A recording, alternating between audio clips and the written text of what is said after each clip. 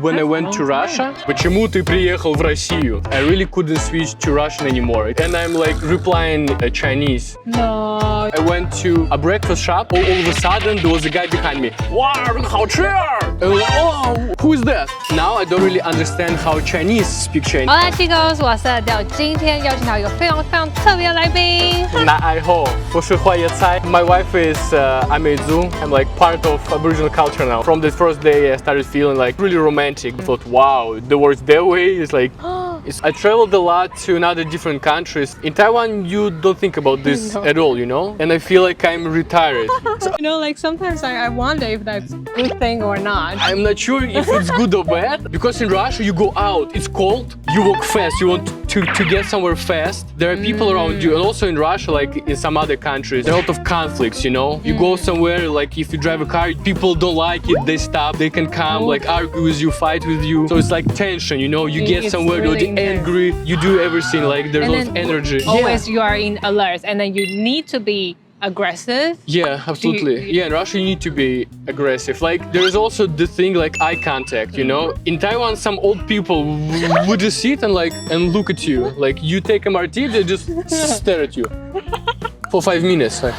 I'm okay now. I mean, I don't care because they feel I'm foreigner. They're interested in like. But in Russia, if someone stares at you like this, they have some issues or something. They're like, you know. If Taiwanese people go to Russia, like we really need to be aware of this thing. A little bit because usually Russian people are okay with foreigners. Oh yeah? Okay. It's like it's only a local thing, you know.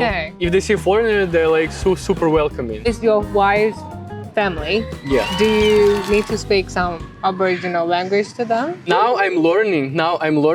Her parents, they can speak like Amezuyu, they can speak Taiyu and Chinese. You want to talk about some challenges? There was like... Yeah. Tell us the challenge. We want to know. Yeah, there was this weird because... 你是不是每次说英文之前都要先翻译再开口，卡到不行，对吧？你需要的不是更多的文法，而是做到真的会讲，讲得自然，讲得顺。如果你已经受够讲不出英文，下定决心做出改变，我们要免费送你这堂英文口说公开课，帮你轻松跨出关键的第一步。我们将带你破解中翻译的卡顿，从现在开始用英文思考，培养语感。赶快点击描述栏连结，现在把握机会，免费报名。When I came to Taiwan, I couldn't speak any Chinese. I went to their home, and if my wife wasn't there, it was like so embarrassing because I would sit there with her dad, for example, and he cannot speak English, I cannot speak Chinese. 非常尴尬 and you just use some gestures like, I say,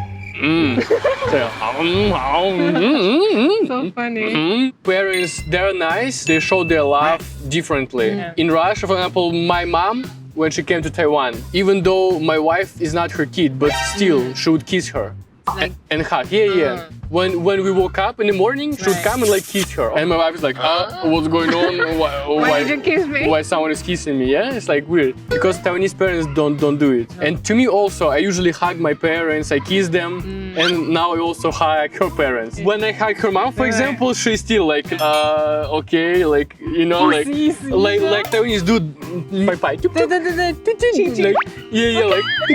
Like, like, yeah. So now you learn Chinese. Is there any time that you accidentally talk to your family in Chinese? Yeah, actually, I told you about my experiment when I decided not to talk English or Russian for my first 1 or 2 years. When I went to Russia, from the Russian airport, I really couldn't switch to Russian anymore. Even at Russian customs, they're asking me in Russian, почему ты приехал в Россию? And I'm like replying in Chinese. No, you talk to them. Yeah, and they look at me like, what are you talking about? Talking Chinese to Russian people, what's going on? Crazy.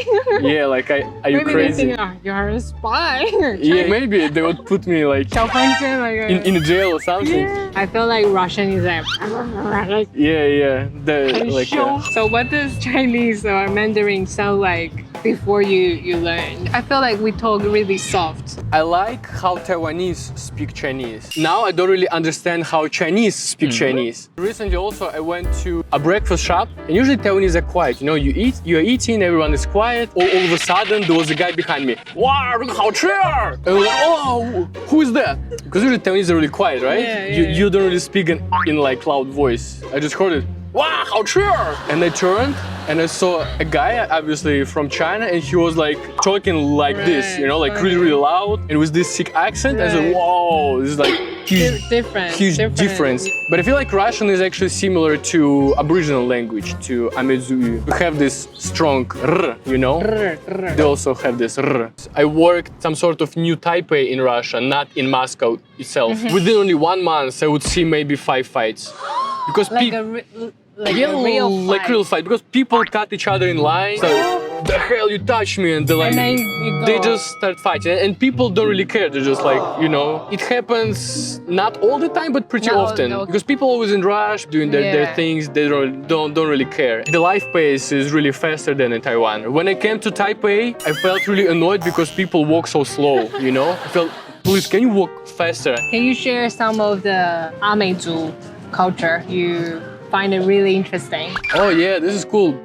Every year we go to the Harvest Festival in Hualien. Okay. This is really cool event, and I'm really happy that my wife is Aboriginal, so she introduced it to me. They gather every year.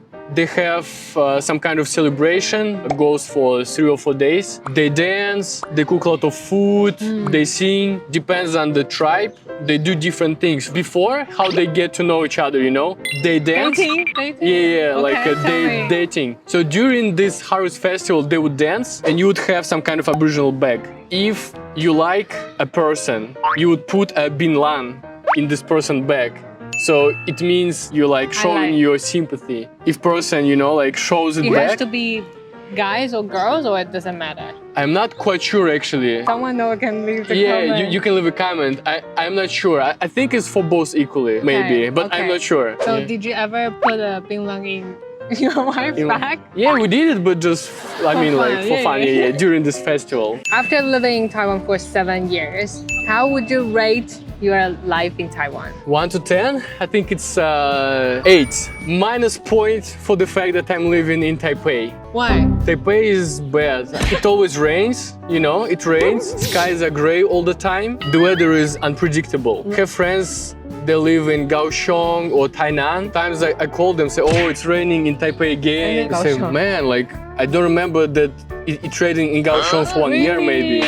Yeah, it's always sunny. So minus point for Taipei. The weather. Obviously, yeah. I feel like I wouldn't live here if my work was like different, So if it was different, I would choose like Taidong or Kaohsiung maybe. Taidong? Taidong is cool, yeah. I shot a video about like going to Taidong, Chengong town, you know. I'll tell you this, I don't really travel a lot in Taiwan, but there are so many cool places in Taiwan that most people don't know about. Even this Chengong, a random town, there was a fishing harbor built by some Japanese sort of general or something 100 years ago. He built a wooden house in front of this harbor, first Japanese house in that area.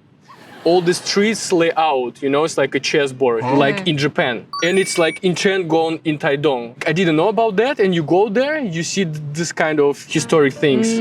You're really amazed because Taiwan is small, sometimes Really rich culture. really rich culture, because sometimes you think like Taiwan is small and you already know everything about Taiwan. Even some little like parts of Taiwan, they're still full of culture. I feel like sometimes we, as a Taiwanese, we think, Taiwan is boring, it's always the same place. But really, if you get into like small town, there are a lot that you can learn from. A lot of culture that we don't know. That's also what I'm trying to do. I'm trying to shoot more like Taiwanese related content, like traveling in Taiwan content, because I feel like even a lot of Taiwanese people don't know what to do in Taiwan. So it's like a little bit, I feel like it's underrepresented. So I want to find this more cool stuff. We are excited to see more of your content. Thanks so much for coming to my channel. 谢谢. We also have another video in your channel. So if you like to watch, go and watch the video. Thanks for coming. If you like the video, give the thumbs up and subscribe to the channel. Wait for you. Bye. Bye-bye.